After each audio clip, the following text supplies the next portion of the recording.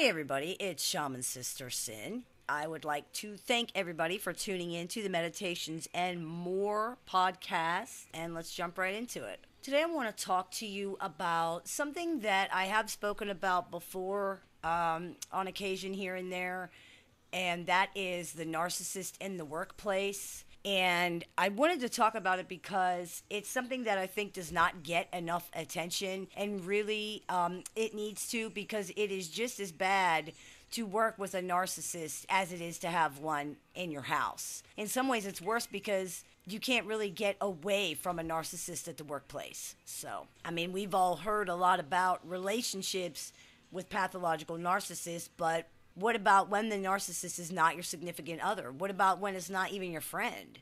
What about when it's someone at your job? You know, this is a very different dynamic than the family situation with a narcissist. As I said, you can't break up with or divorce a coworker, and you can't always just avoid or ignore them. Sometimes you can't get away from them at all, which is bad enough. But perhaps even worse, and one of the reasons why I wrote the Narcissist Manual, is that supervisors, HR departments, coworkers, they just don't understand what they're dealing with. This can sometimes, unfortunately, end up with the entire workplace being turned against the victim because the victim has been labeled as overly sensitive or even just a liar thanks to the narcissist smear campaigns. Victims often end up losing their jobs or quitting, but not before their reputations, their careers, and sometimes even their lives have been ruined. So let's talk about how it happens.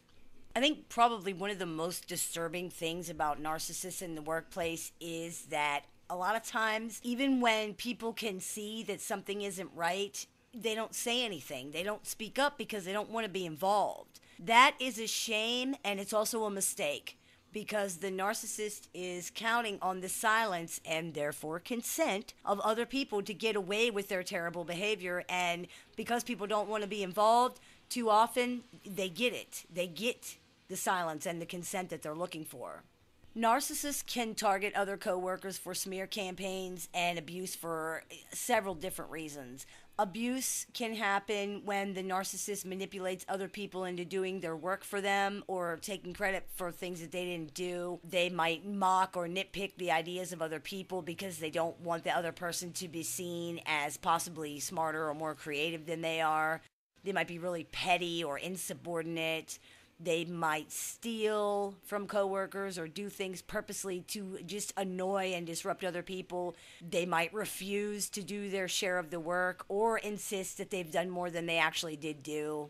They might be hostile or like really sarcastic towards people they don't feel show them enough respect. And it's important to note right here that we're not talking about real, actual respect, but the narcissist idea of respect, which is more like, kissing up to them. They're not usually very good team players, and they might sulk or refuse to participate if their ideas are not used in a group situation. Just things like that. They're just not pleasant people to work around at all.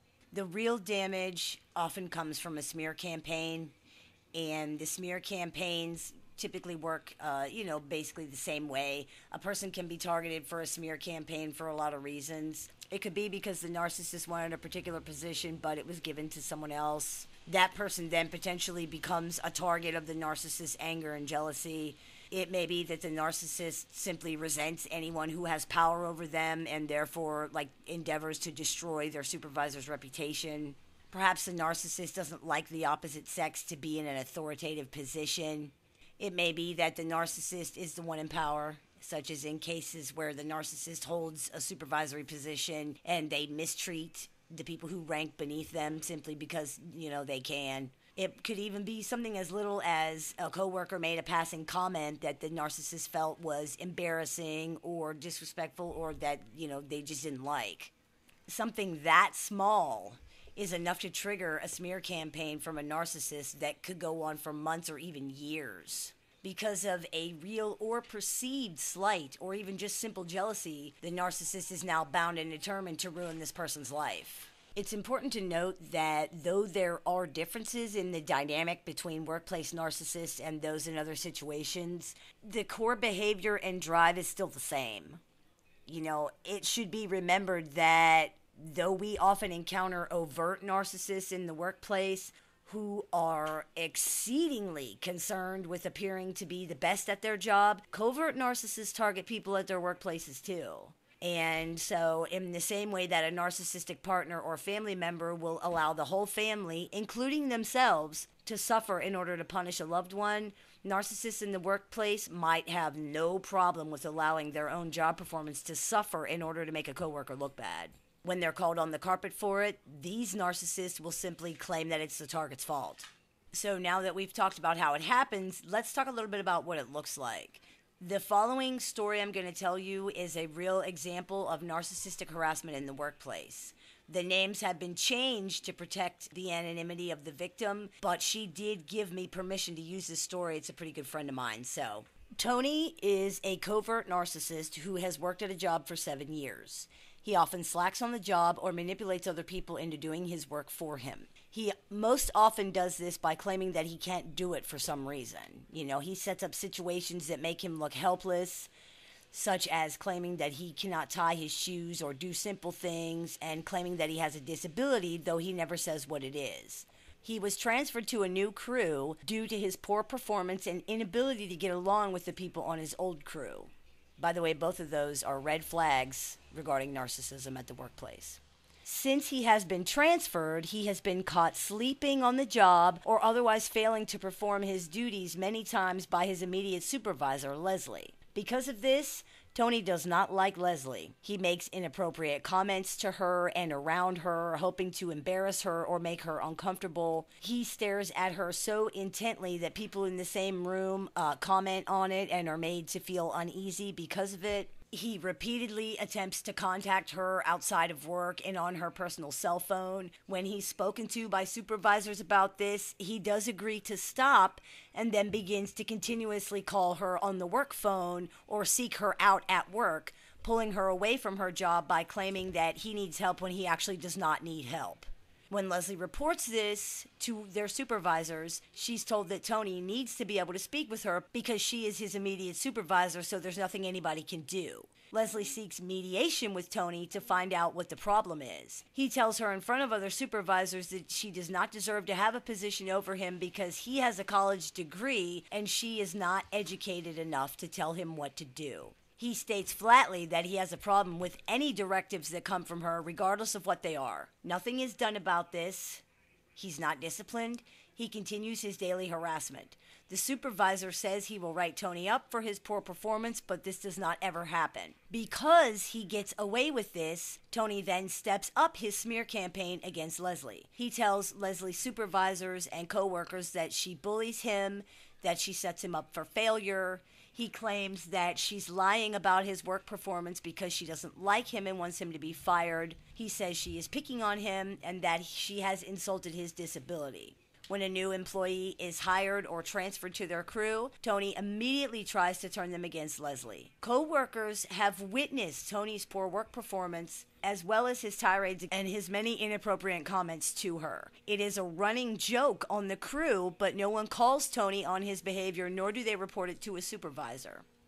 The majority of employees find Tony creepy and unlikable, but harmless. Supervisors are required to take Tony's complaint seriously, and they're being used by him to harass Leslie. Because Tony made the complaint that Leslie made fun of his disability, he is now required to prove he has a disability with paperwork from a medical professional. He is unable to do so, and the complaint is dropped. This, coupled with his poor work performance, is supposed to be enough grounds for termination, but it doesn't happen. On the rare occasions Tony is spoken to for failing to do his job, he claims that he is unable to do his job because Leslie is mean to him, and this makes it so that he cannot concentrate. He is therefore not disciplined.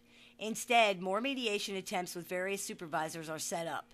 Tony controls all the conversations, turning the mediation attempts into hours-long therapy sessions where he complains about his personal problems and blames everything he's doing wrong on Leslie. Again, the supervisor says he will write Tony up for his blatant violations of operational procedure, but does not. When Leslie insists that she cannot work with Tony any longer, she is told that she's no longer permitted to speak to him. However, she still remains his immediate supervisor, and when she asks what she's supposed to do since she can't speak to him, she is told to do her job. Tony is not disciplined, he is not told to stop his harassment, nor is he advised to stay away from Leslie. Leslie begins to loathe coming to work. She has trouble sleeping, she is having to defend herself against unfounded complaints and endure constant harassment nearly every day. Because of Tony's endless litany of complaints against Leslie, employees who do not have the opportunity to witness any of the behavior begin to believe there must be some truth to what he's saying. This happens because they are unfamiliar with pathological narcissism and therefore can't understand why someone would make these things up. Leslie consistently tries to educate coworkers and supervisors about what is happening and about how Tony is manipulating people against her, but she's not taken seriously. She seeks mediation with Tony on several more occasions with other supervisors and employees in attendance, and when that fails, she attempts to discipline him for his escalating behavior and consistently poor work performance. Every time she does this, Tony claims that it is Leslie who is harassing him. For the third time, the supervisor says he will write Tony up, but does not. Because Leslie is attempting to discipline Tony and is insisting that she no longer wants to work with him because of his behavior, supervisors, including the supervisor who witnessed almost all of Tony's behavior firsthand, begin to feel sorry for Tony. They chastise Leslie for not praising or supporting Tony enough and attempt to intervene on his behalf to get her to lighten up. New employees are unnecessarily confrontational and insubordinate to her because of the lies they've been told by Tony. The employees who know Tony's complaints are nothing but harassment have grown tired of hearing it and now simply tune him out. Nobody defends Leslie or confronts Tony because they don't want to get involved or cost anybody their job, even though most of the co-workers are aware that Tony has unfairly targeted Leslie and is attempting to smear her. A new supervisor is eventually brought in just to deal with Tony so that Leslie does not have to deal with him at all. This does not stop him from continuing to call and seek her out daily, nor does it stop him from continuing to smear her to other people. Completely frustrated with the response from her supervisors, Leslie now begins to ignore Tony completely. As she continues to ignore Tony, his harassment escalates even further. He begins claiming that Leslie is sexually obsessed with him, and soon he may have to change jobs because of it. As he knows she is not permitted to speak to him, he injects himself into all of her conversations with others in an attempt to get her attention, but she continues to ignore him.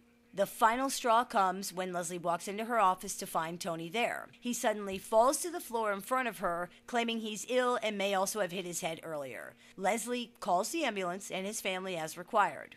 After he's taken to the hospital and released with absolutely nothing wrong, Leslie tells her supervisor Tony's harassment has reached a dangerous point and that if he's not fired or removed from her crew, she's going to file a lawsuit. She is told again that he has done nothing that he can be fired for. The supervisor, who forgot to write Tony up 3 times, insists he's on Leslie's side and that he's going to bat for her with HR, but that no one will listen to him.